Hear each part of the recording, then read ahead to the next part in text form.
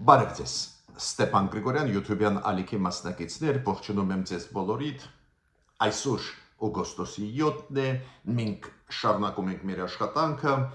Այսօր գլխավոր թեման կլինի հայ-ռուսական հարաբերությունները, ինչու, քանի որ երեք մի քանի բարձր պաշտոնյաներ Ռուսաստանի արտահայտվեցին հայ-ռուսական հարաբերությունների մասին, իրենց ելույթներում մենք լսեցինք եւ ստեր, եւ մանիպուլյացիաներ, եւ ակնհայտ սպառնալիքներ։ Ուրեմն պետք է մտածենք, ոնց տանք պատասխան, պատասխանը պետք է տրվի եւ կառավարության կողմից, եւ պարզե հասարակության կողմից, մենք որպես փորձագետներս մեր կարծիքը կասենք, ինչը ես այսօր կասեմ, իմ կարծիքը կասեմ հենց այս հաղորդման ժամանակ։ Ուրեմն սկսում ենք մեր այսօրվա աշխատանքը, միջև սկիզբը մեր այսօրվա աշխատանքի պետք է ասեմ, որ այսօր օգոստոսի 7-ին ժամը 4-ին կկայանա դատ Էջմիածնի դատարանում։ Այդ դատին որպես մեղադրյալներ հրավիրված են Գարեգին II եւ 6 եպիսկոպոսներ։ Այս դատի հետ կապված երկու մեր ազգային ժողովի ընդդիմադիր ֆրակցիաները ուժեղ Հայաստան եւ Հայաստան, այդ երկու ֆրակցիաները զգուշացրեցին, որ չեն մասնակցի ազգային ժողովի աշխատանքներին այսօր, քանի որ ժամը 4-ին կլինեն հետ Էջմիածնի դատարանում։ Նաև ասեմ, որ պարոն Գուտերիշը, ՄԱԿ-ի գլխավոր քարտուղարը, շնորհավորեց Նիկոլ Փաշինյանին վերանշանակվելու կապակցությամբ։ Ջերմ նամակ էր ու այնտեղ գրված էր, որ ՄԱԿ-ը համարում է Հայաստանին շատ արժեքավոր գործընկեր։ Խնդրում եմ ձեզ բաժանորդագրվել, կիսվել, լայքել, որ մեր YouTube-յան ալիքը ել ավելի ակտիվ տարածվի հայության մեջ, եւ սփյուռքայության մեջ, եւ Հայաստանի Հանրապետության քաղաքացիների մեջ։ Ուրեմն սկսում ենք մեր այսօրվա թեման հայ-ռուսական հարաբերություններ։ Դուք գիտեք, բավական սրված են, առաջի հերթին այդ սրումը գնում է պարզ է Ռուսաստանի կողմից, ինչ անենք, ինչ դուրս գանք իրավիճակից, ոնց դուրս գանք, դրա մասին մենք բոլորս պարտավոր ենք մտածել ու առաջի հերթին պարզ է կառավարությունը։ Հիմա Ռուբեն Ռուբենյանը նոր ընտրված ազգային ժողովի նախագահան ունեցել է 3 հեռախոսազրույց Վալենտինա Մատվիենկոյի հետ, որը Ռուսաստանի վերին պալատի դաշնային խորհրդի նախագահ է։ Ու իրանք զրույց ունեցել են մեր ազգային ժողովի մամլոյցարայությունը ինչ ինֆորմացիա է տալիս, որ այդ զրույցի ժամանակ Ռուբենյան Մատվիենկոն քննարկեցին իրենք միջ պարլամենտական հարաբերությունները Հայաստան-Ռուսաստան, որ ոնց խորացնենք,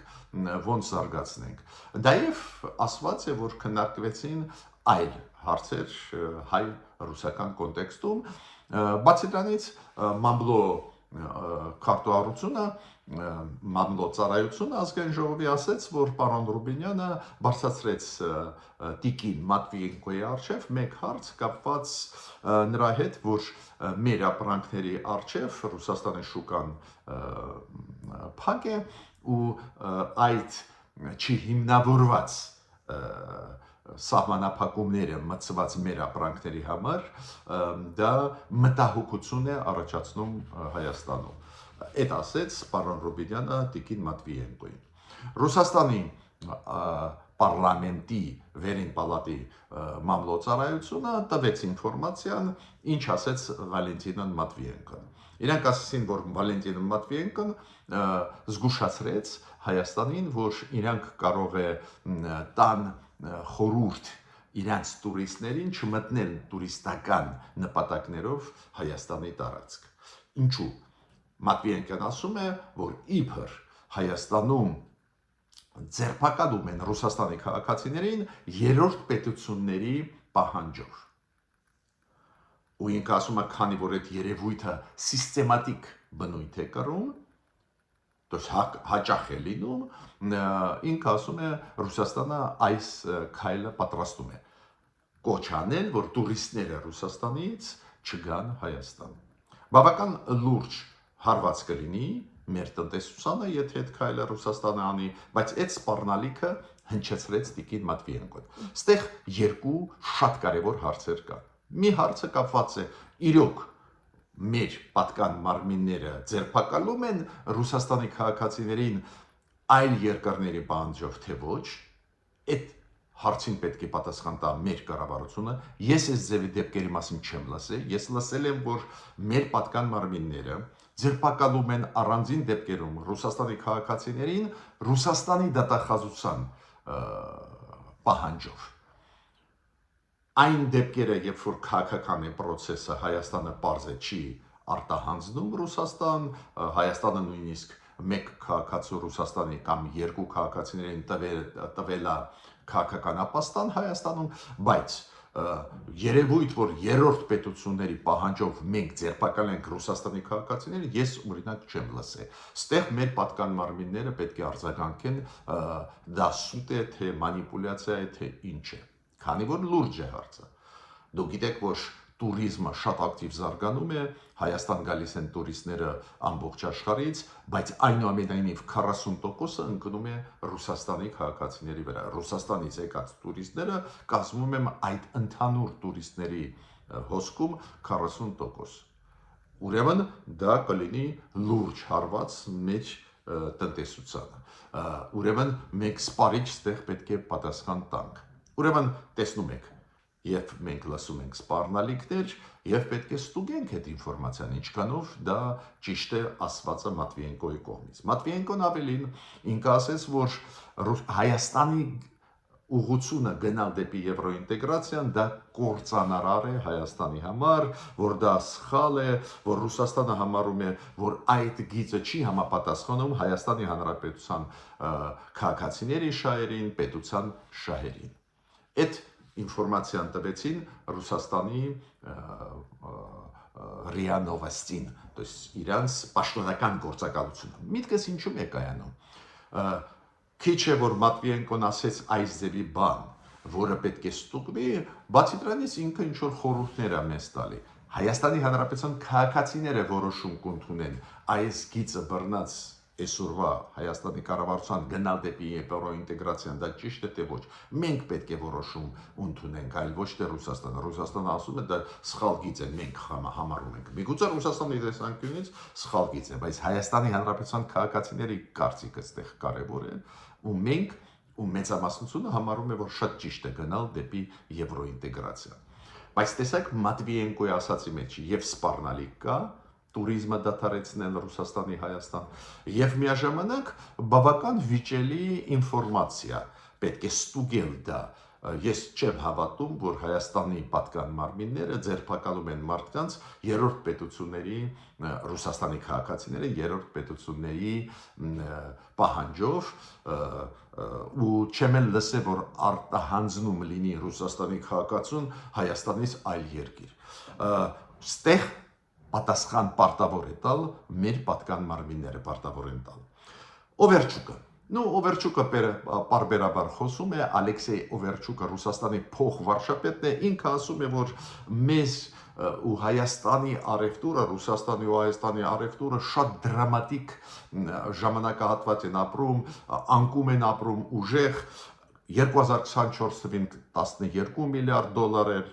անցած տարի 8 միլիարդ դոլար, այս տարի նույնիսկ դրա կեսը չի լինի, 4 միլիարդ դոլարից պակաս կլինի, ու ինքը մեծ աղմուկ է բարձրացնում, այս ինչ է կատարվում, դա վնաս կհասցնի Հայաստանի տնտեսությանը։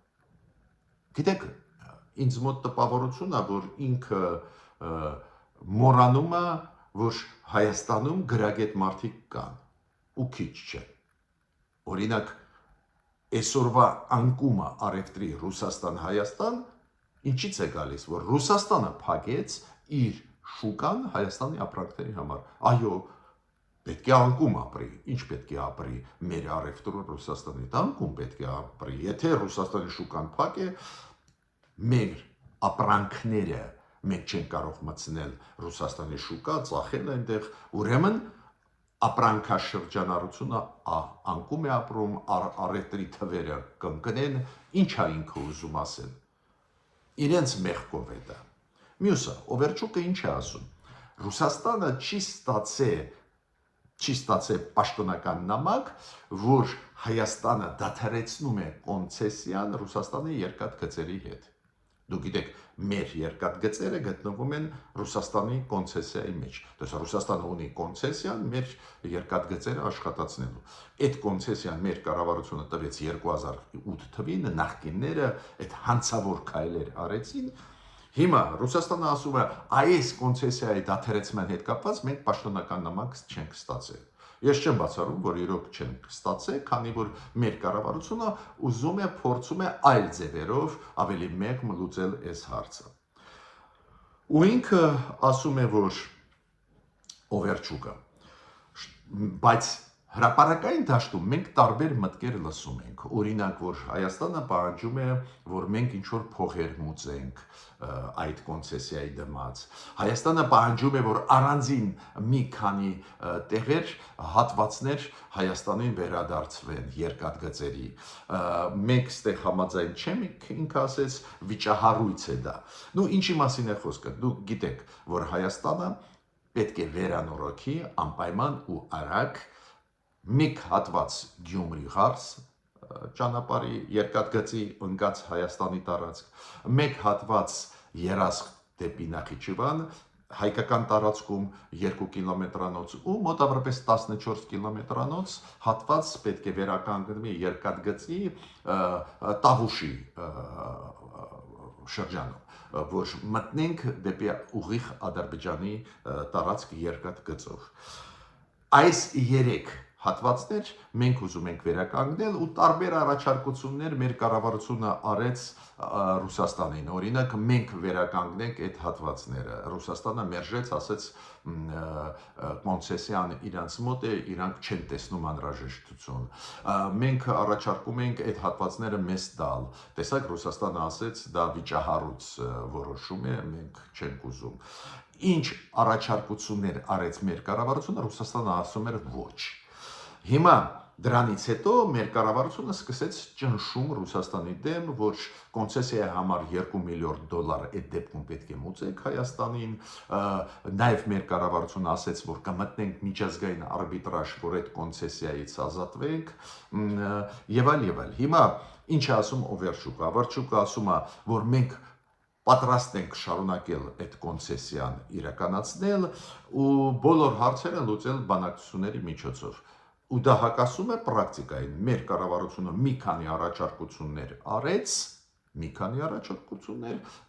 օրինակ, որ այդ 3 հատվածները մենք մեր փողով մեր կառավարությունը վերականգնի, դա էլ մերժեց Ռուսաստանը, բայց մյուս կողմից կոնցեսիայից չի ուզում հրաժարվել ու դա հասկանալի է։ Ռուսաստանը չի ուզում, որ Հայաստանը ապա շրջափակվի։ Շատ հասկանալի է։ Դա իրանց քաղաքականությունը մեր դեմ թշնամական է։ Ուրեմն եթե Հայաստանը ապա շրջափակվում է, ուրեմն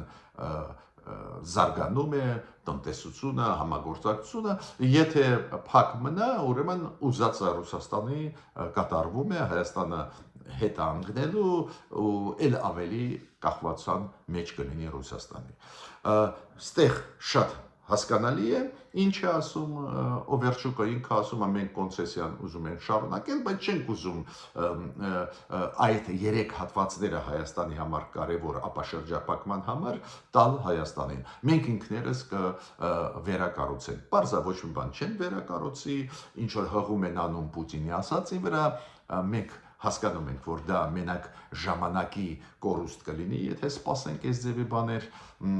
ավելին, երբ որ քննարկում գնաց ապաշրջափակման, ես շատ լավ եմ հիշում, Ռուսաստանի պաշտոնյաները ասացին, դրա մեջ մեր շահը որն է, որ Հայաստանը ապաշրջափակվա կման մեջ մտնի, ապաշրջափակվի, մեր շահը որն է, մենք չունենք շահ, ուրեմն մենք չենք էլ վերականգնի այս կարևոր հատվածները Հայաստանի երկաթգծի կապող Թուրքիա եւ Ադրբեջանի հետ։ Հիմա մեր կառավարությունը կոշտ քաղաքականություն ավելի վարում է, սպառնում է, որ Ռուսաստանից կպահանջի կոնցեսիայի դիմաց $2 միլիարդ տարեկան կտրվածքով, սպառնում է, որ Հայաստանը կմտնի արբիտրաժ միջազգային ու այդ կոնցեսիայի զրկի Ռուսաստանի երկաթգծերը, ուստեղ մեծ աղմուկ բարձրացնում է Ռուսաստանը տարբեր մանիպուլյացիաներ, բայց այս վերջուկի ասածը շատ ուշագրավ էր։ Ինքը խոստովանեց, որ Հայաստանը տարբեր առաջարկներ անում էր, բայց այդ առաջարկներին մենք ստանում ենք մենակ մերժում։ Հայաստանը ուզում է խաղաղ ճանապարհով լուծել բանակցությունների միջոցով, բայց Ռուսաստանը դեմ է։ Ու դա գիտեք ինչից է գալիս, ես ուզում եմ, որ դուք Ստեփան Գրիգորյան YouTube-յան ալիքի մասնակիցներ դա հասկանաք, դա գալիս է Ռուսաստանի ընդհանուր քաղաքականությունից մեր դեմ։ Իրանք դեմ են, որ մենք սուվերեն պետություն ունենանք, իրանք ուզում են տիրել Սյունիքը, իրանք չեն ուզում, որ մենք ինքնուրույն զարգանանք, այդ հայտնի բաներ են, այդ նոր բան ձեզ չեմ ասում, դրանից է գալիս, որ երկաթգծի հարցերով իրանք ոչ մի զիջումների չեն գնում։ Հիմա սուտ, ականահայտ սուտ եկավ Ռուսաստանի արտգործնախարարությունից, որ իբր այն հիշում եք գլխավոր հյուպատոսությունը, որը պետք է բացվեր Կապանում, այդ բանակցությունները շարունակվում են։ Դրա դիմաց Վլադիկավկազում Ռուսաստանը հյուպատոսություն կբացի կամ օֆիս կբացի հյուպատոսական, բայց ասում են դա գնում է։ Երբ որ ճշտեցին հարց արտգործնախարարության այդ ասացին ճշտումներ եղան հարցերի մեջ լրագրողների, իրենք հետ կանգնեցին, ասեցին չէ, առարկայական բանակցային process չի գնում, բայց եղել են բանակցություններ։ Ակնհայտ սուտ, որ իբր Կապանի հետ կապված, որ Ռուսաստանը հիշում եք ուզում էր բացել հյուպատոսություն, որ այդ թեման ակտուալ չի։ Բայց ինչու տարածում են այս սուտը Կապանի հետ կապված, քանի որ մեր հասարակությունը շատ ցավոտ է դա ընդունում։ Կապանում Ռուսաստանի հյուպատոսություն բացելը դա վտանգ է կապված Սյունիքի կորուստի հետ։ Ռուսաստանը մեր դեմը, բոլորս դա հասկացանք Հայաստանում ու հասարակությունը կտրականապես դեմ է բացել Կապանում հյուպատոսություն։ Հիմա այս ինֆորմացիան, որը երեք տրվեց Ռուսաստանի արտգործնախարարության կողմից, դա շփոթեցման ինֆորմացիա է, որ հասարակությունը ասի, այս ինչ խաղեր են տալիս Հայաստանի կառավարությունը, մի կողմից ճնշում է Ռուսաստանին, մյուս կողմից Կապանում ուզում է բացել հյուպատոսություն։ Մինչդեռ դա սուտ է, այս ձևի բան չկա, ակտուալ բանակցությունները այդ թեմայով չկա։ Հիմա Ռուսաստանի արտգործնախարարությունը իդեմս Ալեքսեյ Ֆադեևի ինքը, որ կարճ ասեմ, ինքը Մարիա Զախարովի տեղակալն է։ Այդ վարչության ինֆորմացիայի հետ կապված մամուլի վարչությունը, տեղեկատվության եւ մամուլի վարչությունը, որը կա Ռուսաստանում, ղեկավարը Մարիա Զախարովնա, Ալեքսեյ Ֆադեևը իր տեղակալն է։ Ու քանի որ Մարիա Զախարովան շատ ճանաչված է Հայաստանում, հենց բացասական իմաստով, իր ասածը ոչ ոք լուրջ չի ընդունում ու բացասական են արձագանքում, Ռուսաստանում որոշեցին հիմա առաջ բերել Զախարովայի տեղակալին, ու այդ Ալեքսեյ Ֆադեևը ինչ ասեց, շատ վտանգավոր միտք ասեց, ինքը ասեց, որ Հայաստանի ղեկավարությունը անցնում է շանտաժի։ Իրանք փորձեր են անում Հայաստանի ղեկավարությունը շանտաժի անցնել Ռուսաստանի հետ հարաբերություններում։ Ու ինքը բերում է այդ օրինակները շանտաժի։ Օրինակ, Հայաստանի կառավարությունը ճնշում է ռուսամետ գործիչներին Հայաստանում։ Դա շանտաժ է։ То есть Հայաստանի կառավարությունը ճնշում է ռուսամետ ուժերին Հայաստանի ներսում, շանտաժ է անում Ռուսաստանին։ Եթե դուք մեզ ճնշեք, մենք էլ կճնշենք ռուսամետներին։ Պարզա այս ձևի բան բարից բուն իմաստով չկա, բայց երբ որ դա հնչում է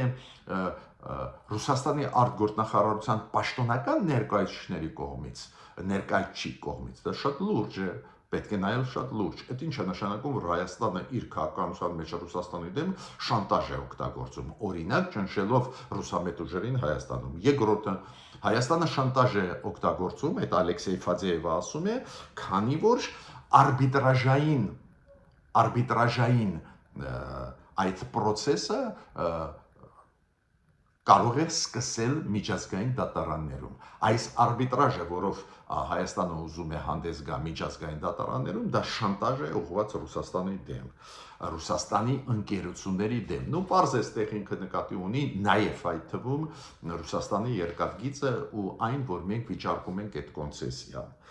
Հետո ինքը ասում է շանտաժ է, որ Հայաստանը պահանջում է, որ Ռուսաստանը մուծի $2 միլիարդ տարեկան կոնցեսիայի դիմաց։ Նայեք ինչ են անում, եւ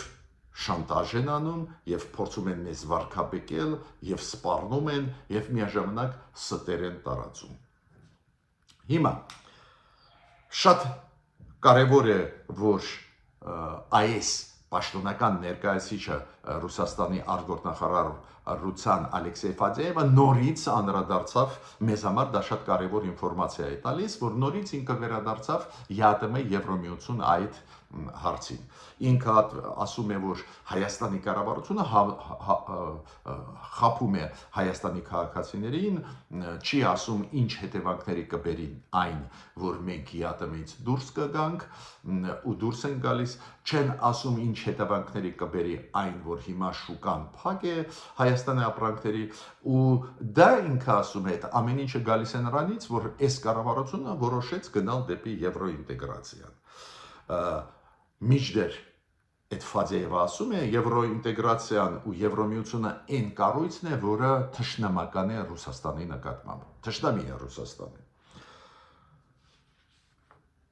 Այդ բոլոր ռուսական նարատիվները մենք տեսնում ենք, որ Եվրոմիությունը իրանց թշնամի է, մենք չպետք է աշխատենք Եվրոմիության հետ, բայց ես հարց եմ տալիս, բայց դուք մեզ պաշտպանեցիք,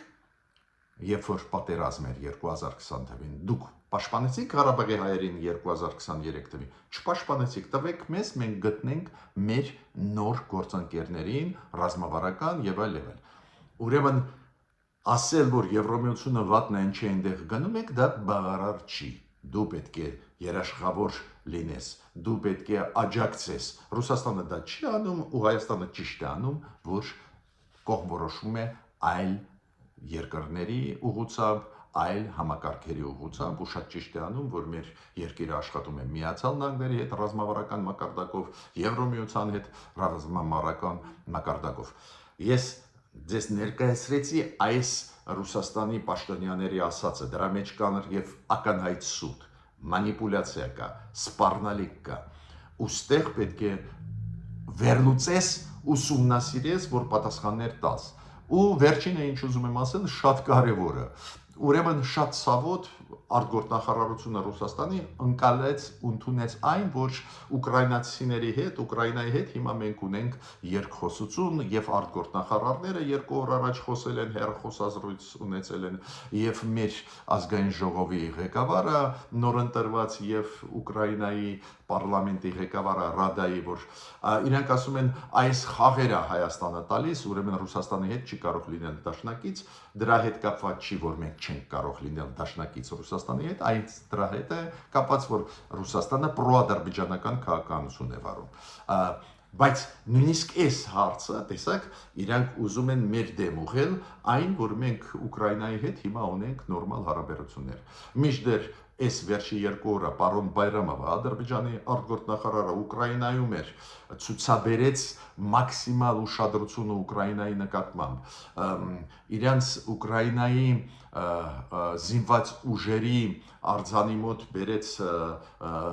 ծաղիկներ դրեց։ Դա չառաջացրեց Ռուսաստանում դժգոհություն։ Մեր դեպքում առաջացնում է։ Ինչից է դա գալիս։ Դա գալիս է նրանից, որ նախկին հանցավոր ռեժիմները, Հայաստանի ղեկավարները,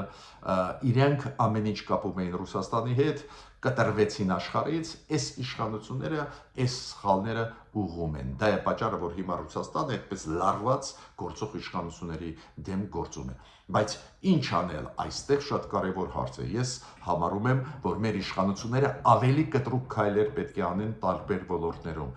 Այլընտրանքներ ման գան ավելի արագ, քանի որ ճգնաժամերը կապված Ռուսաստանի շուկայի փակ լինելուց եւ այս ձևի խնդիրների հետ, այդ ճգնաժամը անպայման կգա ու մենք պետք է պատրաստ լինենք, որ այս ծանր վիճակը որը կապված է Ռուսաստանի սանկցիոն քաղաքականության հետ մեր դեմ, որ այս ցաներ վիճակը ավելի մենք տանենք։ Այո, այլ ընտրանք կգտնենք, այլ բաներ կանենք, բայց միտքս ինչու՞մ է, կառավարությունը պետք է գործի արագ, չպետք է սպասի, որ կարող է Ռուսաստանը կոնցեսիայի հարցում համաձայնվի, մեզ վերադարձնի մեր երկաթ գծերը, չեն անի, իրանք միջև վերջ բոլոր հարցերում դեմ կլինեն, այստեղ կառավարությունը պետք է հասկանա դա։ Ես ավարտեցի իմ ելույթը, միջ նոր հանդիպումներ։